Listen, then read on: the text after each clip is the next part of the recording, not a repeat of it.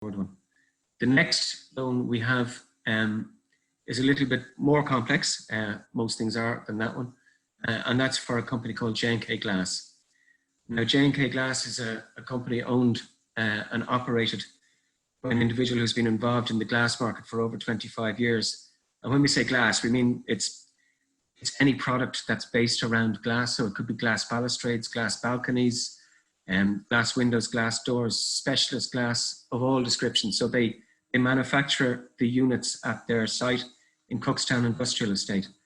In recent years, the company has grown strongly, mainly on the back of a substantial contract it had over the last couple of years in North Dublin for a large apartment scheme.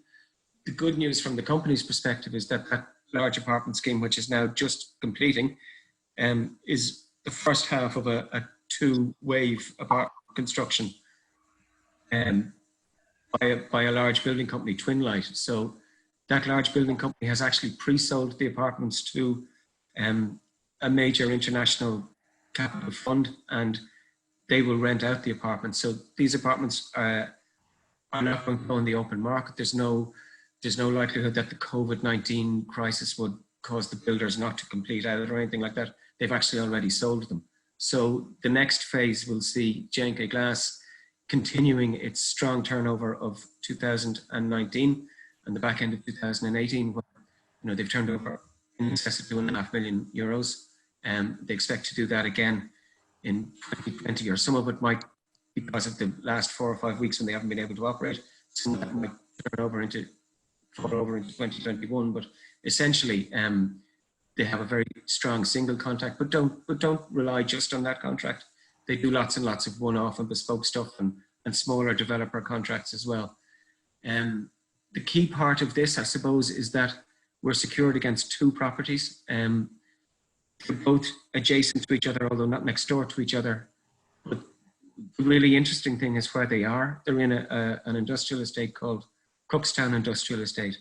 And this industrial estate is right beside the Lewis at Tallaght. It's quite close to Tallaght Centre itself.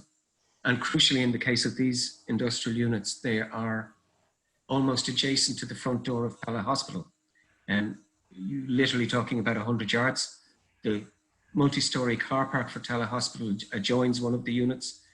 And in addition to that, Cookstown Industrial Estate itself, because of its strategic location, has been, most of it, including the 2 units, the land on which the 2 units that we're looking at sit, has been rezoned what's called regen. So that allows for a much broader set of uses than industrial. It includes residential, commercial, and multiple other uses. So the owner of J&K Glass has decided, look, he's going to investigate the possibility of an enhanced planning on his units. Now, we're not lending on the basis that that's successful or not. And if it is successful, obviously the units and the land in which they sit will increase in value. If a planning application were not successful, he still operates from those units and continues and has got a full order book for the next couple of years. So we think that this is quite a safe loan. The loan to value on the professionally valued units, so we had the units valued by QRE, who are a major estate agent and valuer with experience in this area. So they have valued the 2 units at 954,000. So our loan is 500,000.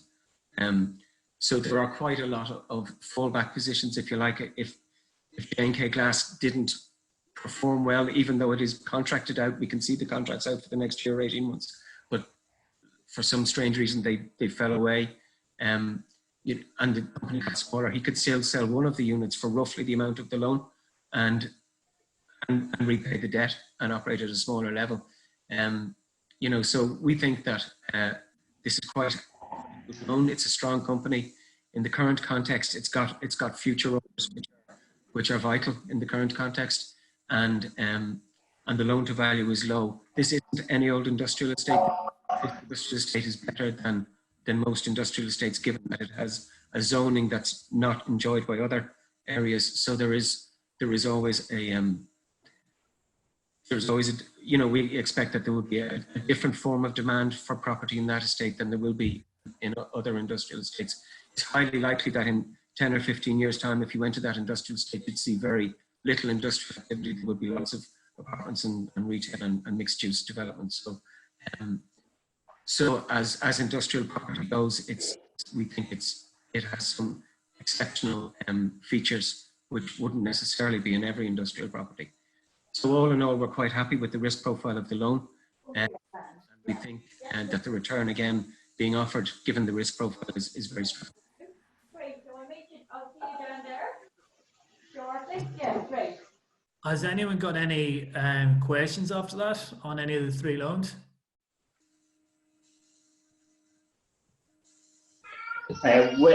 What date do you expect them to be available from? I'm going to take that one first of all, just for Tramore. I suppose this is going to be governed by the government allowing construction opening up again. So as soon as that, so for example, assume that the 5th of May is when construction can start on site in Tramore. That's actually right into their ballpark, because you'll have seen from the pictures, there's a lot of groundwork on the open area that has to be done. So they can quite easily meet any social guidance or social distancing guidance. So I'd expect Tramore to come on probably the week of the 5th, maybe make it maybe the week afterwards. Okay. And in terms of the others, they're probably ahead of the curve on that. We're expecting that the Dartry loan will be up next week at some point, and probably the week after for the J&K Glass one. So Dartry is quite advanced. There's very little left to be done there.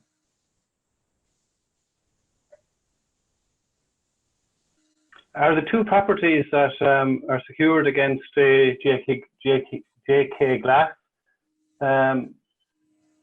bridging, are they occupied? Are they under lease? Oh, sorry, yeah, absolutely. They're occupied by J&K Glass. Oh, they're okay. Yeah, so they're fully utilised, and J&K Glass are operating pretty much at capacity in those two properties.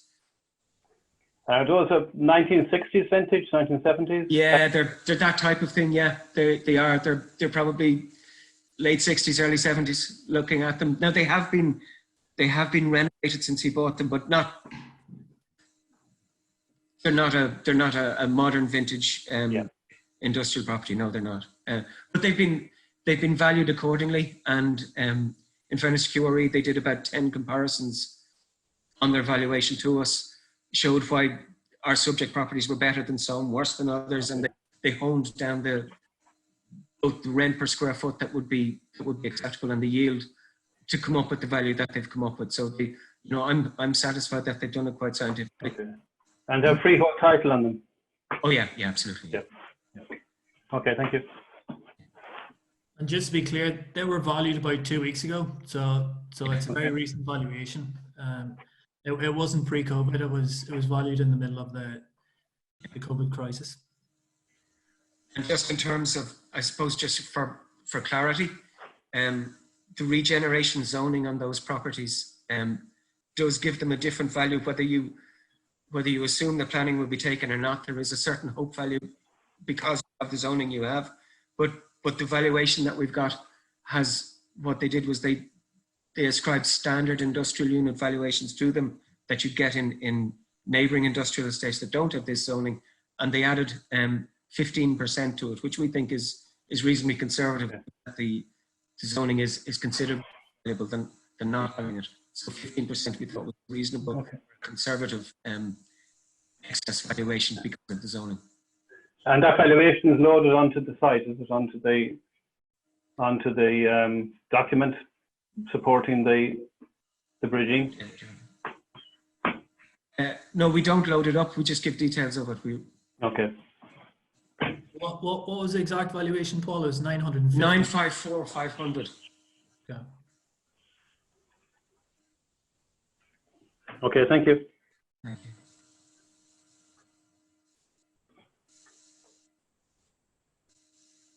Anyone else? Sorry, just with the Dartry apartment bridging, if they sell within 1 or 2 months, was I right in hearing you that they still pay, even if they're repaid early, it's a 4-month minimum return. Correct. That's exactly it.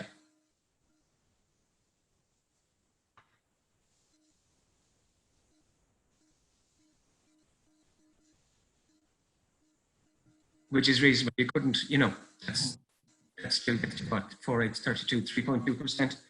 Yeah, no, Months, which is pretty good, yeah. Okay. Any last questions before we move on to the website demo?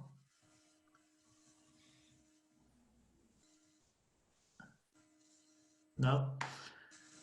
Okay.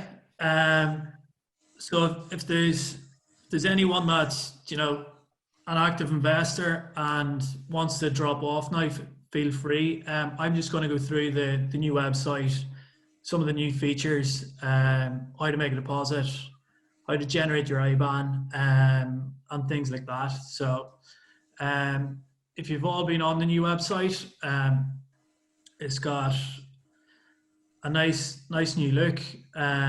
You can scroll down here to the online calculator. So this will show you exactly how much return you get. So if you invest 20,000 over 12 months, your return based off 8% per annum will be 21,600. You'll see a snippet of our upcoming loans in this section of the website. And then further down, what you're going to see is some more resources for investors. So investors that might not have invested to date, you'll see an investor pack at the bottom of the website. So that's going to give you some more details around the team, our background, who our partners are, some of the regulation and the safety of client funds, and then just generally in more detail how the lending process works. And then likewise, investors can read the full risk policy here, or there's a full section of frequently asked questions here, and you can see some of those here. So for example, if you're looking to know